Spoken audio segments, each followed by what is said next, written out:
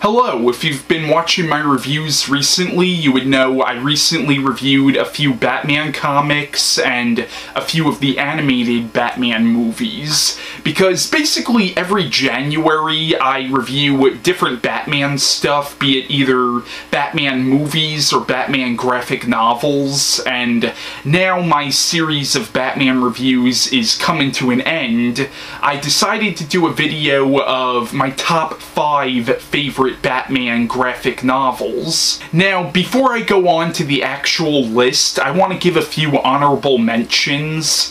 The first honorable mention would have to be the Brian Azzarello graphic novel Joker, which is a very interesting take on the character of the Joker.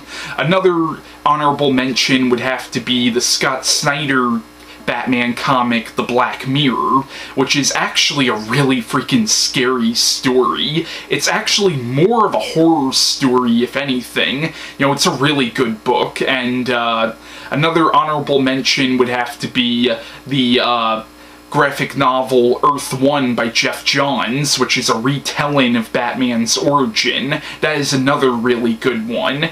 Another honorable mention would have to be the Elseworld graphic novel, Batman and Dracula, Red Rain. That's another really good one, but it didn't make it to the list. So, yeah, now let's get on to the actual list.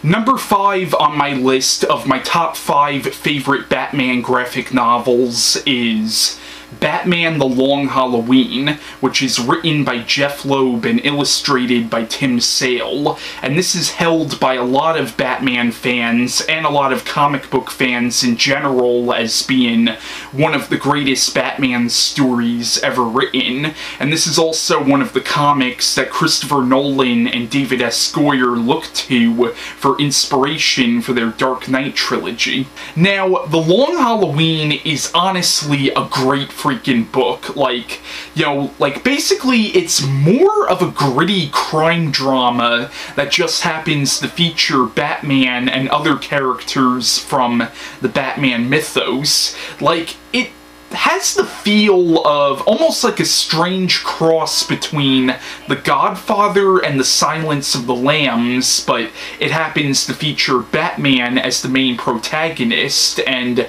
the book is also a retelling of Two-Face's origin, and Two-Face is, of course, my favorite Batman villain.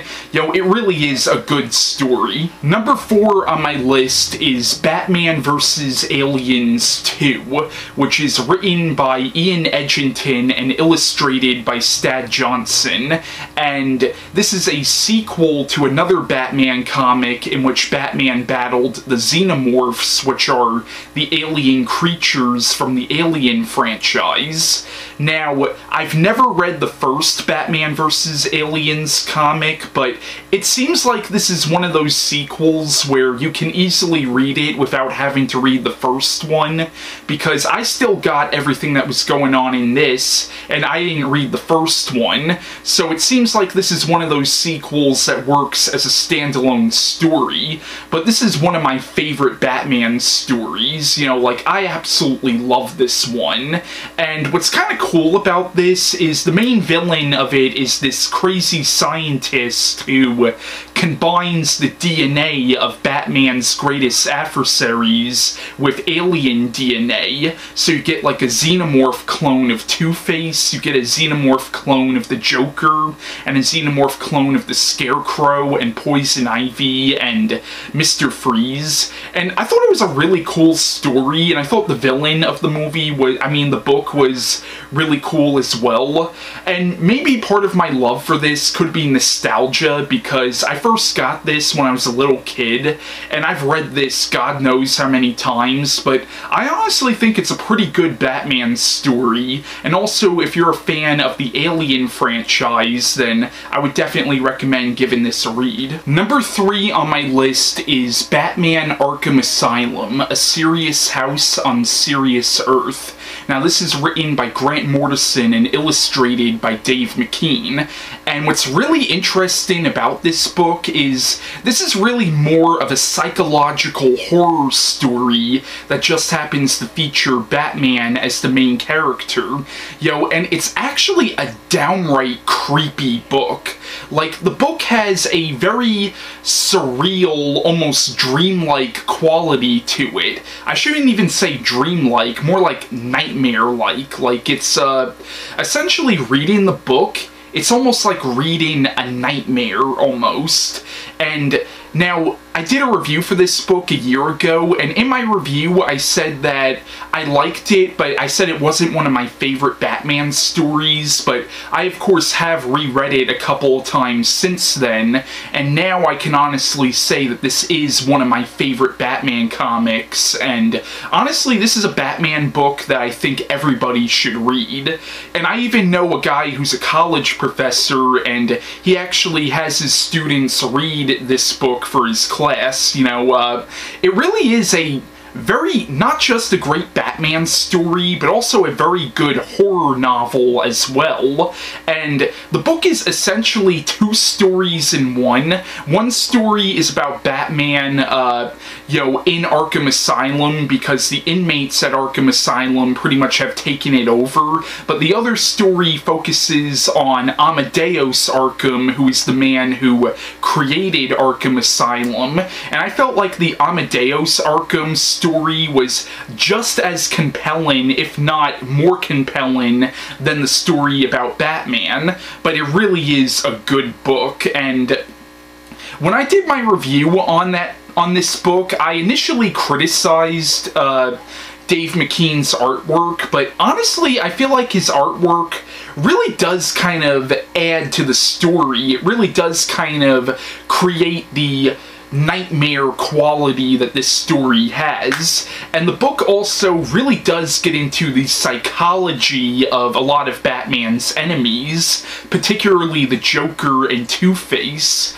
So it is a really good book, and I highly recommend it. And also, while you're reading this book, try listening to the song What's It Feel Like to Be a Ghost by Taking Back Sunday. For some reason, that song really does kind of fit very well with the imagery in this book. So if you're ever reading this, try listening to that song while reading this. Number 2 on my list is Batman the Killin' Joke, which is written by Alan Moore and illustrated by Brian Bolland. Now, Alan Moore has written other graphic novels like Watchmen, V for Vendetta, and From Hell, and and he's considered by a lot of comic book fans to pretty much be the Shakespeare of comics. But Batman the Killin' Joke is definitely one of the greatest Batman comics ever written, in my opinion, and the characterization of the Joker in this book did partly inspire the characterization for Heath Ledger's Joker in The Dark Knight. Now, this book, what's really cool about this book is, in this you really do get into the Joker's head, and in this you get a possible origin story for the Joker, but it's really more of a suggested origin, because pretty much by the end of this book, the Joker says something to the effect of sometimes he remembers it one way and sometimes he remembers it another way, and he even says at the end of this book if he were to have a backstory, he prefers it to be multiple choice. So this little origin story that you get for the Joker in this book, you're not even sure if that's even real or not, or if it's the Joker trying to justify, at least to himself, why he does the things that he does. And in this, you see Batman really kind of trying to connect with the Joker, and this is one of the few times you actually see Batman legitimately try to help the Joker. And it's actually kind of fucked up when you think about it, because the Joker does something absolutely horrible to Barbara Gordon and Jim Gordon in this that makes it hard for you to forgive him.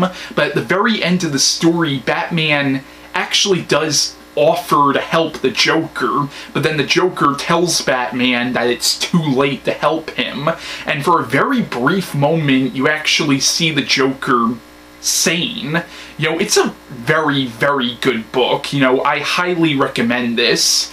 You know, it's a great Joker story and really does get into the mind of the Joker, and in a weird way, you do actually kind of sympathize with the Joker. Like, this is probably the most sympathetic portrait of the Joker out of any other incarnations of this character. So yeah, number 2 on my list is Batman the Killing Joke.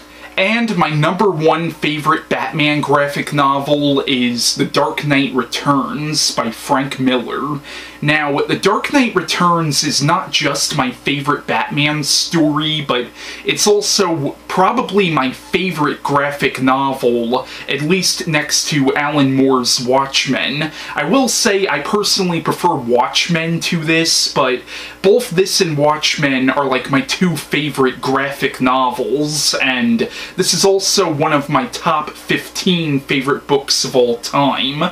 Like, I thought this was an excellent book, and it's not just a great Batman story, but it's also a great story in general. And even if you're not a Batman fan, I would recommend reading this book because it's in general a good book. Like, obviously if you read this, you do have to be familiar with who Batman is and who some of the other characters in the Batman mythos are, but other than that, you can easily read this without having to have read any other Batman comic. You know, it really does work as a standalone story, and the book itself is really more of a political satire that just happens to feature Batman and Two-Face and the Joker and other characters from the Batman mythos, but it's really more of a political satire slash dystopian novel that just happens to feature Batman, but it really is a good book, and it has a lot of political and social commentary in it. And this book was also very influential, like, pretty much like, you know, the really dark and serious Batman stories that we know now pretty much all came from this, like Tim Burton's Batman movies and Christopher Nolan's Batman movies all seem to draw inspiration from this book, and even the animated series Batman Beyond seemed to have taken some inspiration from this book as well. So yeah, if you haven't read The Dark Knight Returns, I highly recommend it, and it's definitely my favorite Batman story. So that's it. That's my list of my top 5 favorite Batman stories. I hope you enjoyed the list, and feel free to leave down in the comments section what your top 5 favorite Batman comics were, and bye.